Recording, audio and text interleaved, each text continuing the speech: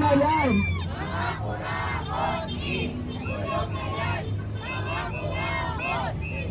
Kanina nung tinawag yung kinatawan ng staff, muntik na akong pumunta. 30 years pa rin yun. 30 years ago. Magandang hapon mga kasama! Magandang hapon sa mga estudyante, scholar ng bayan na ngayon ay naninindigan. Kapag ganitong buwan ng kaluluwa, nagkakatakutan tayo kasi maraming multo na lumiligid sa ating mga paligid, bahay. Pero nakita natin, mas marami palang mga multong nakakatakot at nananakot sa mga opisina ng gobyerno.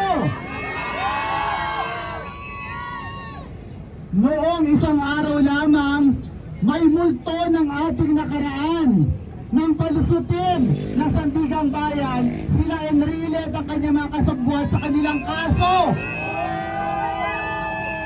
Minumulto ang ating sistemang pangkatarungan.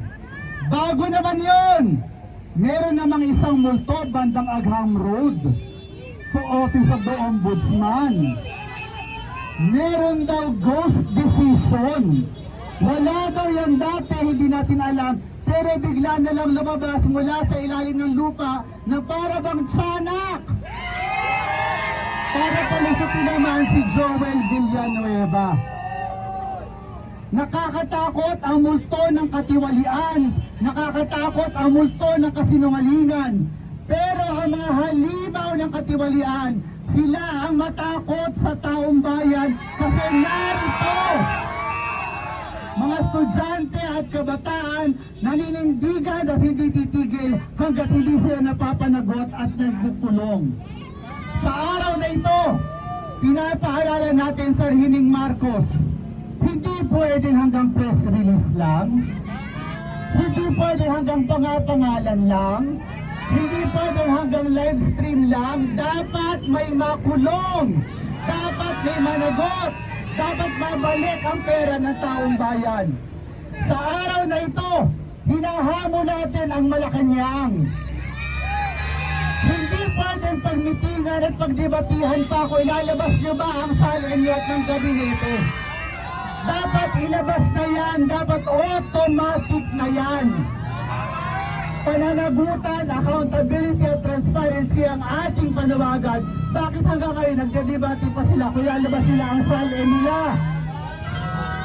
BBM at kanyang mga kalihim sa gabinete, sa lalong madaling panahon, ilabas ninyo ang salin ninyo.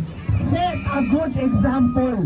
Dahil kung di nyo kaya, ibig sabihin, may tinatago kayo. At sa mga multong nakikita nyo dito, yung mga tinatago nyo, mumultuhin kayo sa hinaharap.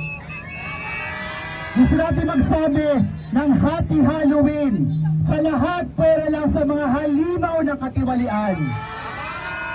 Sana huwag kayong patulugin ng konsensya nyo hanggang sa inyong libingan. Kulong na yan, mga kurakot! Kulong na yan, mga kurakot! Kulong na yan, mga kurakot! Ang mga tiwali, mga halimaw! Ilabas na yan! Ilabas na yan! Ilabas na yan! Mga kasama, upang mas lalong paghalabi ng ating hapon ngayong hapon dito sa People Power Monument dito sa EDSA, ating inaanyayahan si Jane Lopez upang magbigay sa atin at mag-alay ng kanta para sa ating lahat. Kulong na yan, mga kurakoti! Kulong na yan, mga kurakoti! Kulong na yan, mga kurakoti! Kulong na yan, mga kurakoti! Mga kasama, heto na sila! Heto na ang mga nag-aasik na nilagim sa ating bayan! Meron tayong manananggal ang mamahati sa ating bayan. Sa likod sa publiko, malinis ito at mapaglingkod. Pero sa likod ng ating anino, siya ay magnanakaw ng pondo. Ang ating manananggal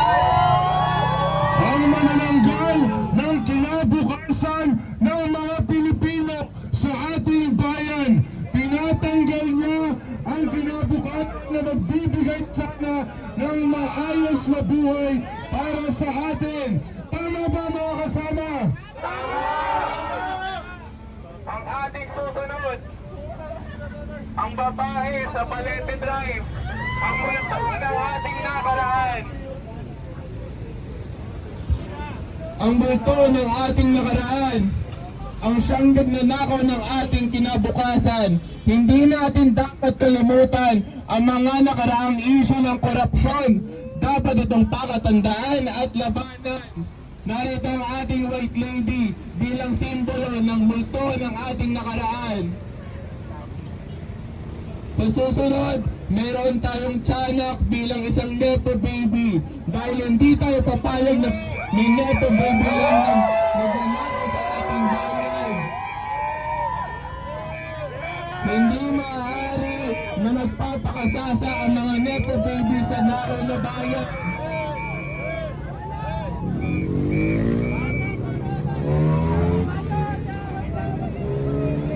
Ang susunod naman nating mananakot sa mga kurap, ang ating pre na marunong magsinungaling, na hindi na nagsasabi ng katotohanan sa ating mga Pilipino. Kasi itim na kanyang budwi ang usok ng kanyang sigarilyo. Tama ba mga kasama, kailangan nating patayin ang mga Nag-aasik ng lagim sa ating bayan. Tama ba mga kasama?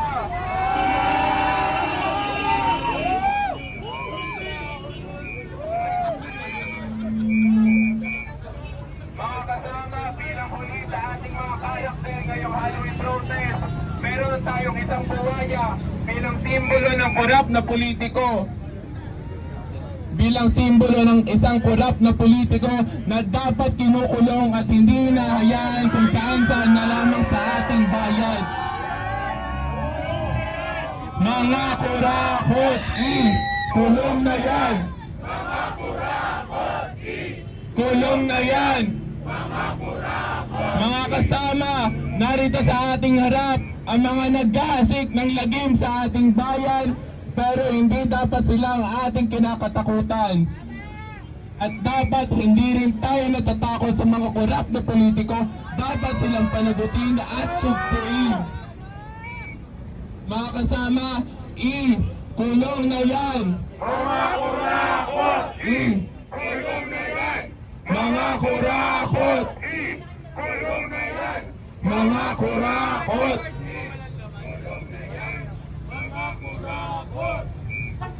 Mga kasama, upang formal na buksan ang ating programa ngayong araw, iniimbitahan natin ang isa sa mga representante mula sa Student Council Alliance of the Philippines.